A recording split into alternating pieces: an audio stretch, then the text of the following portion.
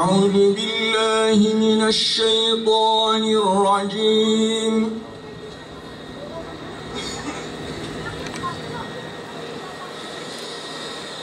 بسم الله الرحمن الرحيم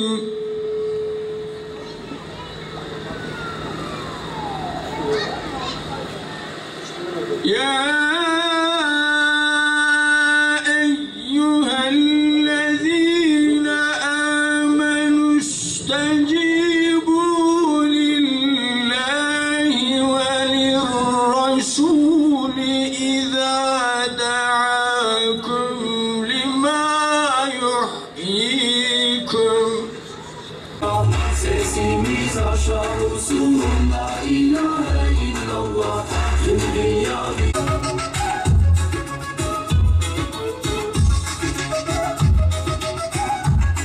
Evet, Peygamber Aleyhisselatu Vesselam'ı anlamak, anlatmak elbette ki bir etkinlikle sınırlandırılacak bir mesele değildir.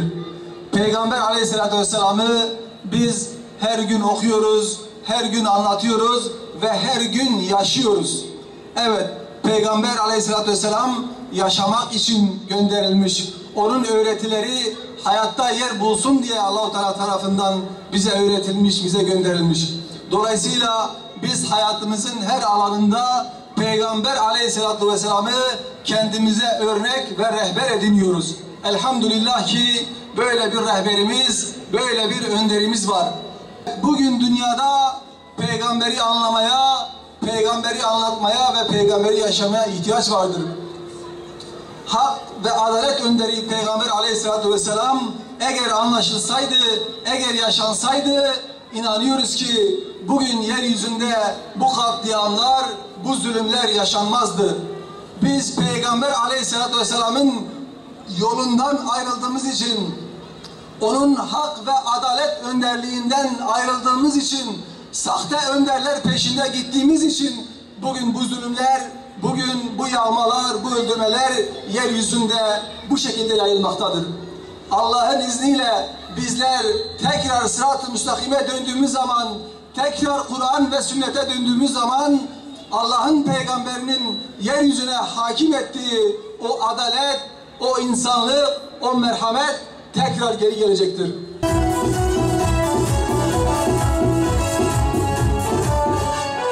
Bir sevdadır yüreklerde ve direşiyor gönüllerde. Seda seda tüm dillerde peygamber sevdalıları. Allah için can kurbandır peygamber sevdalıları. Tekbir! Tekbir!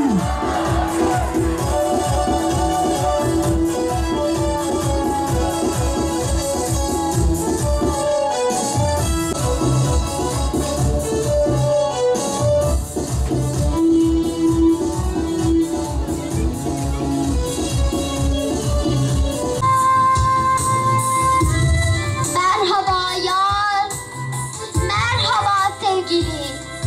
Melekler rad edince, kainat dolusu merhaba yar. Merhaba ey kalbimizdeki sek intizar. Hoş geldin ezel ikliminden.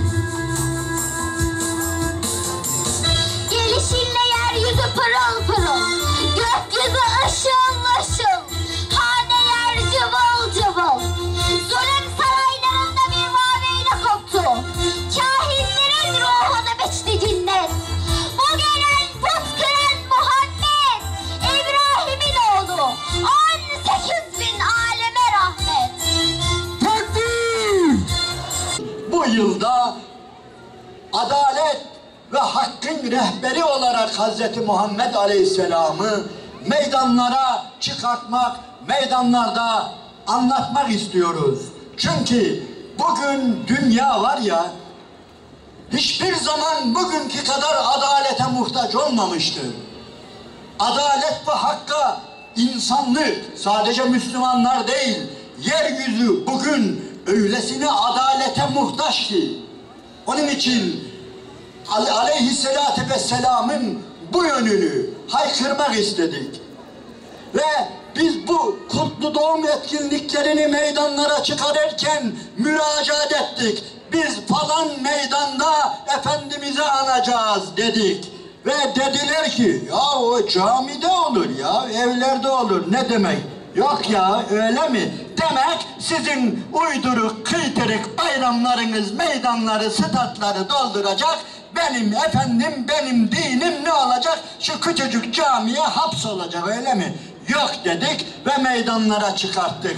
Allah'ın izniyle bu İslam dini artık gerisin geriye camilere sokuşturulamayacak. Camilerden bu şekilde dışarı çıktı, taştı ve devam edecek.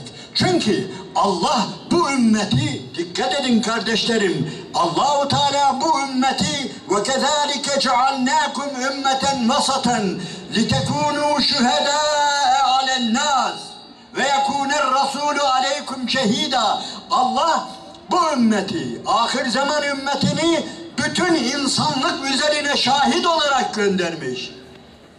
Bu şehadet nasıl yapılacak? Meydanlarda görülmezse, statlarda görülmezse, kampüslerde görülmezse, gökdelenlerin arasına sıkışmış küçücük mescitlerde 5-10 tane ihtiyar mı bunu temsil edecek? Biz dedik ki onun için İslam dışarı çıkmalıdır.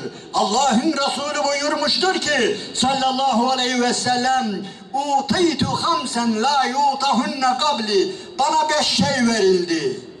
Benden önce kimseye verilmemişti buyuruyor. Ve işte o verilenlerin birincisi "Cu'ilet liyel ardu mesciden ve tahuran."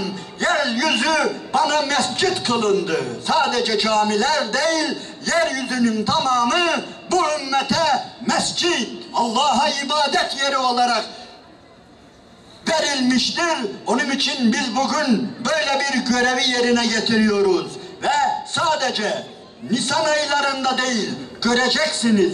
Her şeyi bahane edeceğiz. Efendimiz'den, Kur'an'dan, İslam'dan, Allah'tan bahsedeceğiz. Nerede? Sadece camilerde değil, söylediğim gibi herkesin, bütün insanlığın şahit olacakları alanlarda. En önemli şiarlarımızdan birisi Allah'ın dinini meydanlara, kampüslere ve bu ülkenin en önemli yerlerine taşımaktır ve statlara taşımaktır. Haftada bir maç yapılsın diye bu ümmetin trilyonları oraya yatırılmadı. Oralarda kullanılmalıdır. Oralarda da yerine göre, uydurmuyorum, bayram namazları kılınmalıdır. Büyük namazlar kılınmalıdır. Oralarda İslam adına ciddi etkinlikler düzenlenmelidir. Madem ki sana danışılmadan senin paran alınarak yapıldı, nice bu ülkenin büyük kültür sarayları, statları bilmem alanları, bunlar iman edenlerin alın terleridir ve iman uğruna, İslam uğruna hizmet vermelidir. Adalet dedik. Gerçekten bugün insanlığın hakka ve adalete öylesine ihtiyacı vardır ki tarihin hiçbir zamanında böyle olmamıştır. Ve zaten Resuller de yeryüzüne hakkı ve adaleti hakim kılmak üzere gönderilmişlerdir. Bunu unutmayalım. Efendimiz'den bahsederken sahabe buyuruyor ki Allah'ın Resulü bir haksızlık gördüğü zaman mübarek alnında bir damar kabarırdı. Ayağa kalkardı, o haksızlığı gidermeden yerine oturmazdı buyuruyor. Evet, çünkü Allah onu ezelden öyle seçti. Öyle bir peygamber seçti ki iyi dinleyin. Bir daha peygambere gerek kalmayacak. Kıyamete kadar yüzyıllarca seneler geçecek ama bir daha bir peygambere gerek olmayacak. Niye? Öylesine bir peygamber seçti Allah-u Teala.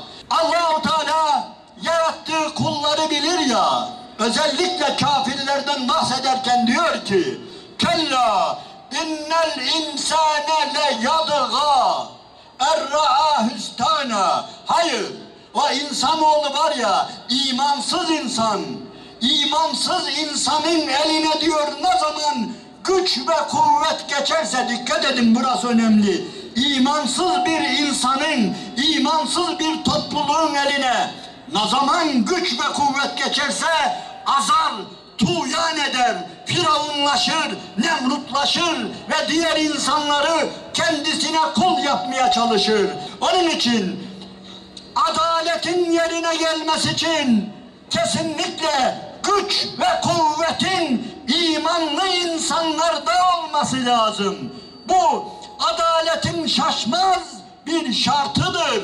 Aksi takdirde istediğiniz kadar yüreğiniz yufka olsun, istediğiniz kadar gözünüz sulu olsun, merhametli olun. Ancak ağlarsınız Suriye'de, Irak'ta olanlara, Myanmar'da olanlara. Bu ümmete ne ağlamak yetiyor, ne gözyaşı dökmek bir çare oluyor.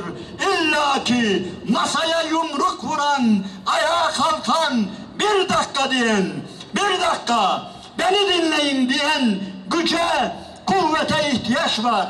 Onun için Müslümanlar her yerde, imanı olan insanlar her yerde güçlü olmalıdır, kuvvetli olmalıdır. Bugün görüyorsunuz, şaşırdı bu ümmet ya. Rusya'yı mı tutalım, Amerika'yı mı tutalım? O da gavur, o da gavur.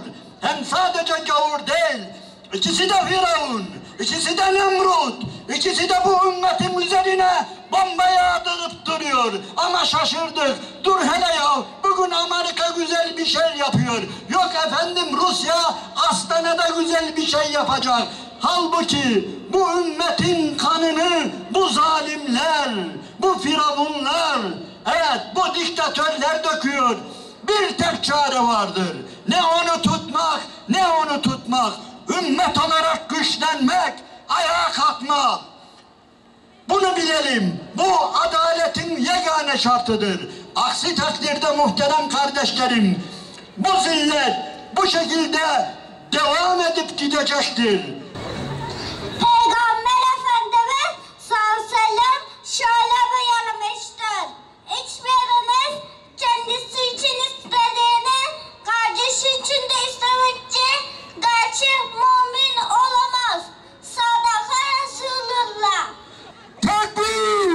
Bismillahirrahmanirrahim. Peygamber Efendimiz şöyle buyuruyor. Bir saat adaletle